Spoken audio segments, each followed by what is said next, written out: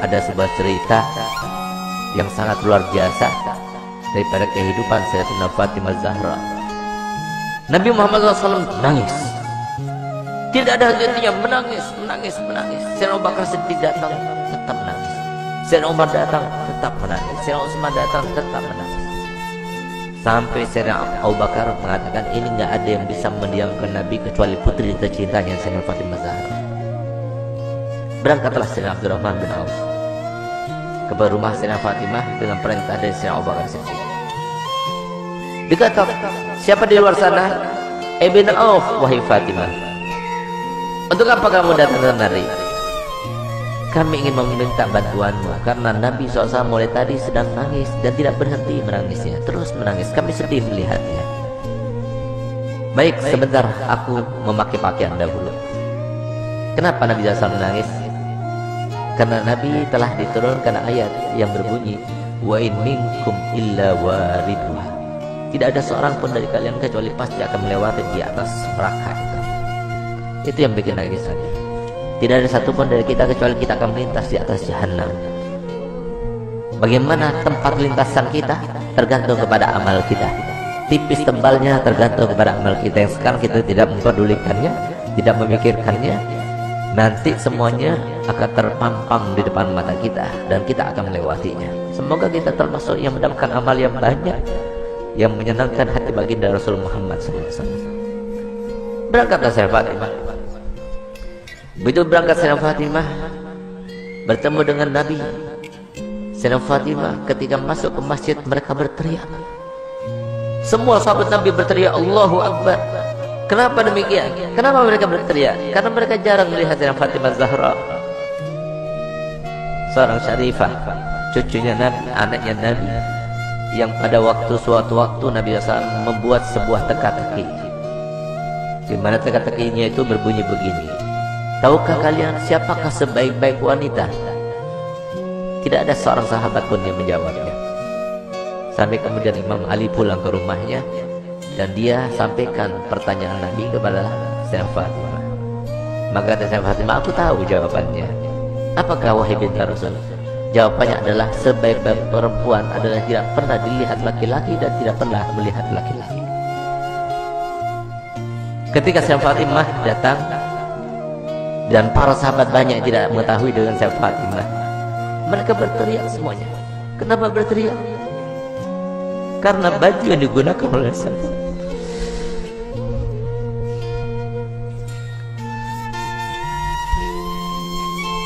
baju yang dibuka,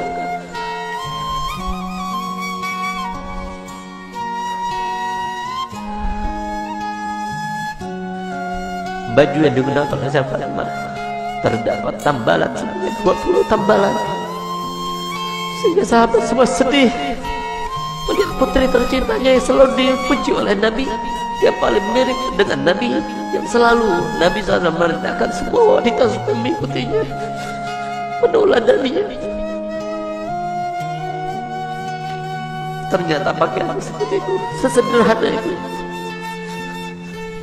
Saat itulah ketika sahabat Nabi merasa kasihan, merasa tidak tega, merasa iba melihat kehidupan Sayyidatina Fatimah Zahra, maka Nabi SAW berkata kepada Sayyidina Umar bin Khattab, ya Umar, biarkan saja, demi Allah putriku Fatimah adalah pemimpin dari seluruh wanita yang masuk surga. Seandainya para syarifah sekarang tahu, lihat bagaimana pakaian Sayyidatina Fatimah, lihat bagaimana perempuan yang dibanggakan oleh Nabi Muhammad SAW, yang harusnya kita sebagai umatnya menjadi ketauladan baginya. Bukan seperti sekarang ini, kita terlalu membanggakan pakaian, kita selalu menampakkan kemewahan, dan kita tidak mau membagi-bagi apa yang telah kita punya. Kita tidak pedulikan kepada manusia. Subhanallah, Sayyidatina Fatimah datang suatu waktu di rumahnya. Sayyidatina Fatimah adalah seorang yang paling sempurna, tangannya paling sempurna, hidungnya paling sempurna, matanya paling sempurna, karena dialah yang paling mirip dengan Nabi kita Muhammad SAW. Suatu waktu Nabi kita Muhammad datang, karena Nabi Muhammad setiap hari paling sedikit 2 kali masuk ke rumah Sayyidah Fatimah, saat pagi hari dan pada malam hari. Dan setiap kali Nabi Muhammad SAW akan melakukan suatu bepergian, pertama kali yang didatanginya setelah pulang dari bepergian ada rumah Sayyidah Fatimah. Dan terakhir kali rumah yang didatangi sebelum dia berangkat adalah rumah Sayyidah Fatimah Zahra. Semoga kita semua termasuk dibangkitkan sama Sayyidah Fatimah Zahra. Di saat itulah Nabi SAW masuk ke rumah Sayyidah Fatimah. Sayyidah Fatimah punya anak kecil 2, Sayyidina Hasan dan Sayyidina Husain. Di saat beliau itu sedang menghaluskan gandum, maka kemudian Sayyidina Husain menangis, diambilnya. Ketika Sayyidina Husain menangis, diambil dengan tangan kirinya, dia dengan tangannya. Sayyidina Hasan menangis, diambilnya lagi. Sehingga saat itu Sayyidina Bilal melihat kejadian tersebut. Sehingga Sayyidina Bilal merasa ibah dan dia mengatakan, wahai binti Rasul, berikan salah satu pekerjaan. Kalau engkau mau, biarkan aku yang menggilingnya. Dan kalau engkau mau, biarkan engkau yang menggiling dan berikan kepadaku putramu Hasan dan Husain, biarkan aku yang menggendongnya. Tidak tega beliau untuk melihat bagaimana keadaannya Sayyidah Fatimah. Sampai kemudian Nabi SAW melihat. Begitu Nabi SAW melihat, maka dipeluknya Sayyidah Fatimah, diciumnya. Setiap kali Nabi SAW bertemu dengan Sayyidah Fatimah, dipeluknya dan dicium di jidatnya sebagai tanda bahwa Nabi SAW ridho kepadanya. Bahkan tempat duduknya pun yang tidak diduduki oleh siapa juga, kalau Sayyidah Fatimah datang, maka tempat duduknya diberikan oleh Nabi SAW kepada Sayyidah Fatimah Zahra. Itulah kedua bagi kita para wanita. Dialah tauladan yang paling utama bagi wanita, dan dialah yang diceritakan oleh Nabi SAW dalam hadisnya, bahwasanya pernah suatu waktu Sayyidah Fatimah itu dalam keadaan pernah melukai perasaannya suaminya tanpa sengaja. Dia berbicara dengan suatu ucapan, dia tidak sadar kalau ucapan itu membuat marah suaminya. Tidak paham, bukan sengaja, tidak, tapi tidak sadar, tidak sengaja. Tapi apa yang lakukannya? Dilihat suaminya itu warnanya merah mukanya, yang menandakan bahwa dirinya dalam keadaan marah. Di saat itulah timbul rasa takutnya kepada Allah, sehingga di saat itulah dia minta maaf kepada suaminya. Maafkan aku, wahai suamiku.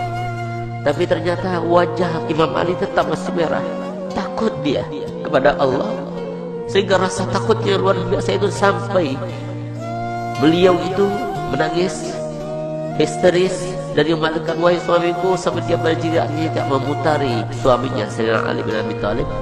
Suamiku, maafkan aku, sambil dia itu berkeliling seperti layaknya orang yang sedang tawaf. Di saat itulah kemudian Sayyidina Ali melihat kepada Sayyidah Fatimah yang melakukannya. Dia merasa geli dengan apa yang dilakukannya, maka dipeluknya dan mengatakan, wahai binti Rasul, aku sudah maafkan. Subhanallah, sore harinya dia bertemu dengan ayahandanya Nabi Muhammad SAW. Ketika bertemu dengan Nabi Muhammad, maka apa ujar Nabi Muhammad? Ya Fatimah, telah sampai kepadaku apa yang telah kamu lakukan tadi. Kalau seandainya engkau meninggal dunia sebelum engkau mendapatkan maaf dari suamimu, maka niscaya aku tidak akan melaksanakan sholat jenazah terhadapmu. Disinilah maka para ulama mengatakan bahwasanya istri yang tidak solihah, maka dia itu tidak akan mendapatkan syafaatnya Nabi Muhammad SAW. Banyak di antara kita yang tidak faham bahwasanya surga itu murah disangkanya, surga itu mudah untuk kita dapatkan. Siapa bilang? Rasulullah telah bersabda, ala inna sil'atallah ghaliyah, ala inna sil'atallah ghaliyah. Ketahuilah bahwasanya barang yang dijanjikan Allah Ta'ala dengan sabar kalian, dengan kalian sabar melaksanakan perintah kami, dengan kalian sabar dengan melaksanakan perintah Allah, itu sangat mahal harganya, yaitu janji Allah untuk kalian adalah surga. Tidak mudah untuk mendapatkan surga, mudah. Harus sabar, harus melawan hawa nafsu.